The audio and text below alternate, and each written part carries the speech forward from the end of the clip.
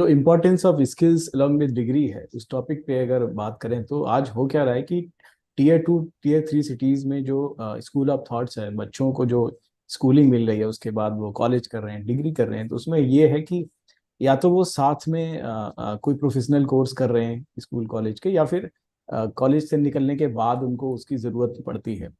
तो आपका इस पे क्या सुझाव है कि क्योंकि जो नई शिक्षा नीति हमारी आई, उसमें भी कुछ इस तरह के बदलाव किए गए हैं कि बच्चों को शुरू से ही स्किल्ड बनाया जाए, तो स्किल पर आपका क्या कहना है कि बच्चों को डिग्री के साथ साथ स्किल कितना जरूरी है? बहुत मेरे ख्याल में बहुत अच्छा सवाल है, सफलता की तरफ से है। और मैं यही कहूंगा कि इस सवाल को जो है थोड़े हम पीछे हट के देखेंगे। इंटेलिजेंस का मतलब क्या है? इंटेलिजेंस का मतलब ये है, मैं जी। हिंदी में अंग्रेजी में बोल देता हूँ, उसके बाद हिंदी में ले लेंगे। ठीक है सर। इंटेलिजेंस का मतलब है when you are sensitive and also observing to new things.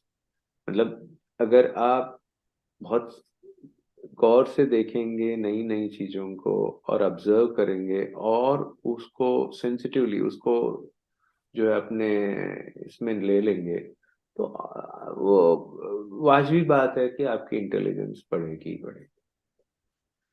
तो यहाँ पे मैं ये कह रहा हूँ कि भाई स्किल स्किल डेवलपमेंट क्या है, जैसे नए एजुकेशन पॉलिसी में जो बोला गया है। स्किल डेवलपमेंट भी वही है, वो ये बोलता है कि भाई आप ऑब्जर्व करो, आप सेंसिटिवली देखो। चाहे आप स्विगी के डिलीवरी बॉय ही हो, आप कुछ नहीं तो क्या करेंगे, क्लोजली ऑब्जर्व करेंगे लोगों को और उसको सेंसिटिवली अगर एनालाइज करेंगे, ऑटोमेटिक है कि भाई आपका जो है इंटेलिजेंस बढ़ेगा। तो न्यू एजुकेशन पॉलिसी उस मामले में मुझे लगता है एकदम सही है। It does capture the aspect that आप अपनी इंटेलिजेंस बढ़ा सकते हैं ऑब्जर्व करके भी, न कि सिर्फ रट्टा मार के। हाँ, क्योंकि जापान में या फिर यूएस में स्कूलों में बच्चों को 6वीं 8वीं 10वीं तक वो एक स्किल पर रखते हैं, ताकि बच्चा जब 10वीं से बाहर निकले तो उसका अपना कोई बिजनेस वो स्टार्ट कर सकता है, कोई अपनी कंपनी बना सकता है, अपना पेटेंट ले सकता है। तो उस स्तर पे हम कब तक पहुंचेंगे? मुझे लगता है शुरुआत हो चुकी है। सबसे पहले तो जी। भारत शुरुआत कर चुका है करीब करीब 10 साल पहले। और अगर आप देखेंगे, पेटीएम, अर्बन कंपनी, ये सारे जो हैं अपने सेगमेंट में, यूनिकॉर्न कंपनियां बन गई हैं जी। हाँ, ए प्लस है उन्हें। बहुत सारी कंपनियां हैं। और सिर्फ ये डॉट कॉम कंपनीज की बात नहीं कर रहा हूँ मैं, इवन मैन्युफैक्चरिंग सेक्टर की भी बात कर रहा हूँ। जैसे क्लाइमेट सस्टेनेबिलिटी भी एक ही को सॉल्व है, हो गया। बिल्कुल। इसका दो तीन कारण है। सबसे श्रेय मैं देना चाहूंगा तेलंगाना गवर्नमेंट को।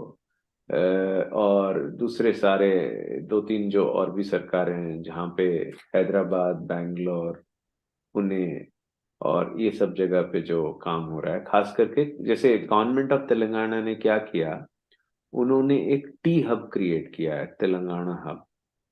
जी। टी हब जो है एक स्टार्टअप, 4,000 कंपनीज अपना एक एक रूम लेकर के बैठी हुई है वहां पे और अपने ऑफिस शुरू किए हैं।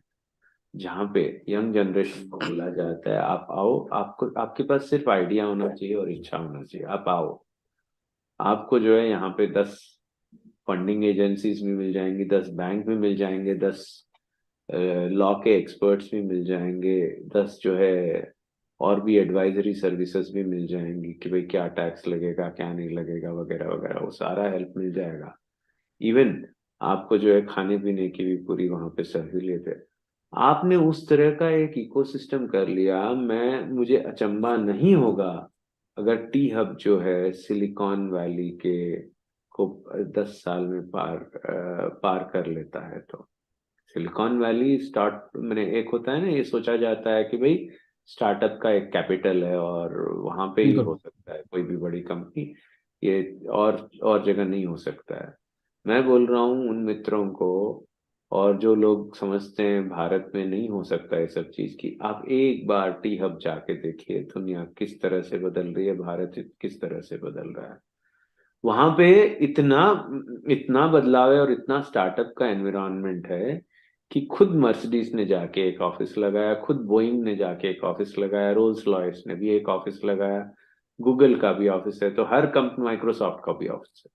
तो उससे ही समझ में आता है कि भाई हाउ, मैंने होता है ना, उनके लिए कितना इम्पोर्टेंट है कि टी हब में विजिबिलिटी रहे।